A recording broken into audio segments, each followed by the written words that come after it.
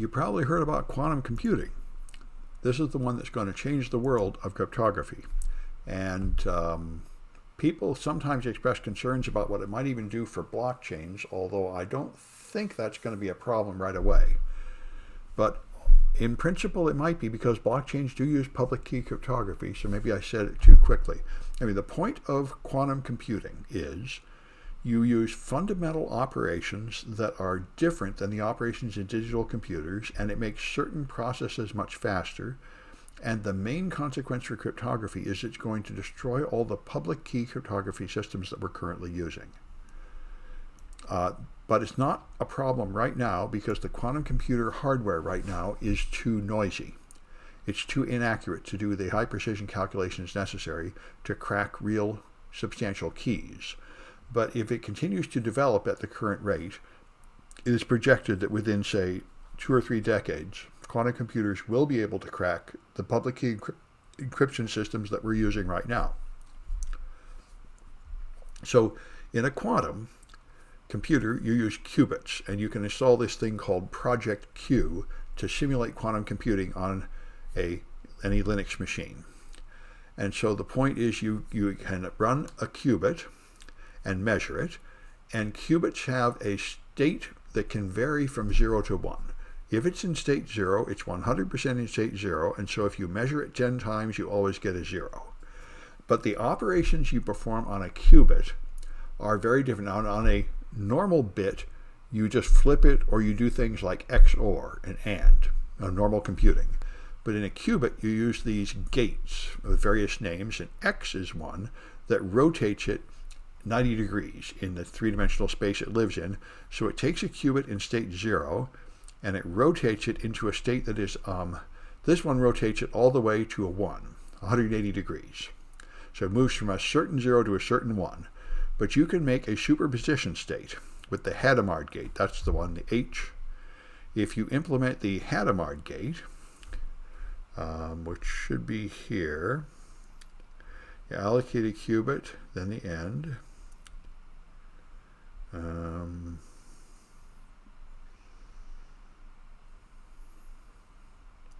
You measure, then you flush, okay. Then you're going to superposition it, get down for range of 10. Here's the H. There's the Hadamard gate. I had to import the function H, and here I apply the Hadamard gate to the qubit, and then measure it. And that creates a gate that is sometimes 1 and sometimes 0. That's an uncertain state. And this is not exactly noise. It's an intrinsic property of the qubit. And you can work with these uncertain states, and you can work with entangled states. And these are the two things that are not present in classical computers.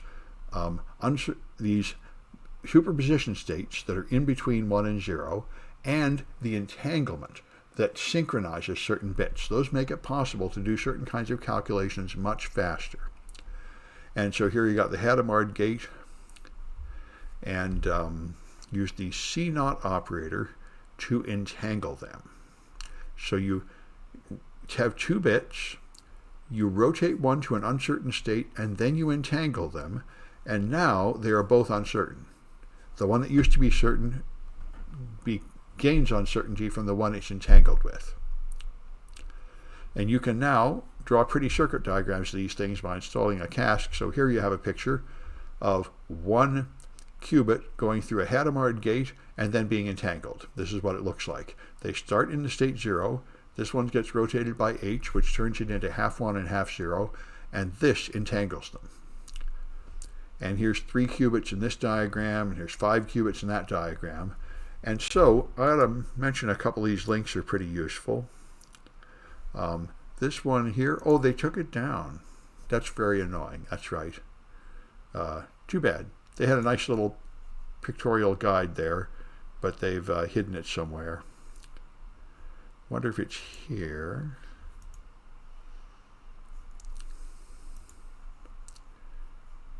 Yeah. Well, there's as close as you get to the sphere. There's a nice block sphere that it works on. Let me just kind of diagram the block sphere, because that helps. There we are. This is the fundamental idea. And let's, there we are. That's good. Let's have just the image. There. So here's the state of certain 0, and here's the state of certain 1, and a qubit can be described as a vector. So it really has two internal parameters. It's in this rotated space, and if it's on this plane, it's in that state where it has a 50% chance of being 0 and a 50% chance of being 1. But it really does have an orientation here, and you can rotate it around with these operators, like rotate it from X to Y, and that would not have any effect on directly measuring this one qubit. It would still be 50% 1 and 50% 0, but it can interact with other qubits, and then these angles really matter.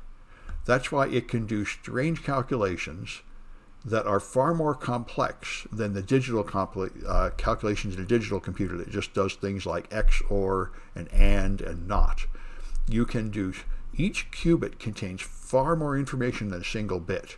It's an analog device that has a continuum of data stored in it, and the entanglement operation between them connects them together in a way that is far more subtle than the others, than in a digital computer, which is why they can do certain calculations extremely fast. And the other thing I want to show you is a diagram of the Shor algorithm, which is the one that is most directly important here, Shor's algorithm. And I think I've got a diagram here. If not, I'll find another one. Yeah, this is Shor's algorithm. So you have some bits coming in, you connect them with Hadamard gates, then you entangle them, and what you create is a computer. Quantum computers are not programmed so much as they are designed, like hardware. You connect them together with these entanglements. And what you do is you create something like a musical instrument. You know, if you have a musical instrument like a flute, you blow in essentially white noise at one end, and the vibrations are amplified by the mechanical structure of the flute to make a certain note come out with certain overtones, and other things cancel out. You feed in a representation of a compound number here that is the multiplication of two prime numbers, and these combination of interactions cause it to determine one of the component primes here. So you can factor a large component number into its component primes, and you don't do it by going through steps and going step by step through an algorithm and taking many cycles. You build a device that will, just as the waves of energy flow through it, these particles will interact in a way that they converge on the right answer. If you think about something like a musical instrument, it's a better way to understand it.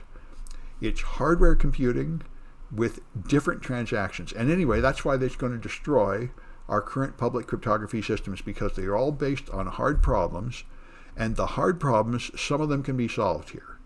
And there are some that cannot be solved, and there is currently a contest going on to determine quantum-resistant algorithms. There are, I think it's down to like 6 finalists right now. So in about another year or two, the National Institute of Standards will have one that it's approved, and there will be a new public key crypto system which is designed to resist attack by quantum computers, and then we'll all have to learn that. But right now they haven't decided on it yet, so it's a bit too early to study it. I wanted to study it a couple years ago and make projects because I thought the Google one would win. The Google one was called The New Hope, but it got washed out between round 2 and round 3. So I decided I better not take hands-on projects with this until they make up their mind and pick one. And then we'll all have to learn how to do it. They are very strange encryption routines. The one that Google proposed was learning with noise, where you add noise to the inputs, and then you somehow do a calculation and somehow cancel out the effect of that noise. And another one, there are other ones that have keys that are like a megabyte in size, huge arrays. There's formed lattices. There's these strange structures that you must use to do different kinds of encryption, which cannot be solved by this kind of quantum computer. So keep your eye on that. That'll be coming up more. And it is important now, even though you might not think it is, because if you encrypt data today, it's not enough that nobody can break into it today. How far in the future does it have to be true? If it's something like your credit card balance, I guess you might figure that 3 or 7 years is the statute of limitations, and after that it doesn't matter. But if it's something like your medical records or your DNA, it's probably not okay if people can decrypt that in 30 years, or even 50 years, or even 100 years. So you really have to plan, what do you think computing is going to be like in 50 years? You want to encrypt it with something so you think that even in 50 years nobody's going to get in. And most people think in 20 or 30 years we are going to have quantum computers, so we should be designing the algorithms now and encrypting our stuff with the new algorithms soon. So we're going to live through this stuff, changing from just sort of an abstract theory with prototypes to a real thing. And the other side of it, of course, is we will, within 20 or 30 years, we will have quantum computers you can buy and use, and they will have capabilities that our current computers don't have, and we've only begun to explore what that's going to be. So there will probably be normal applications, other than breaking cryptography, that will happen that are not possible on the current hardware. But it's all just speculation at this point.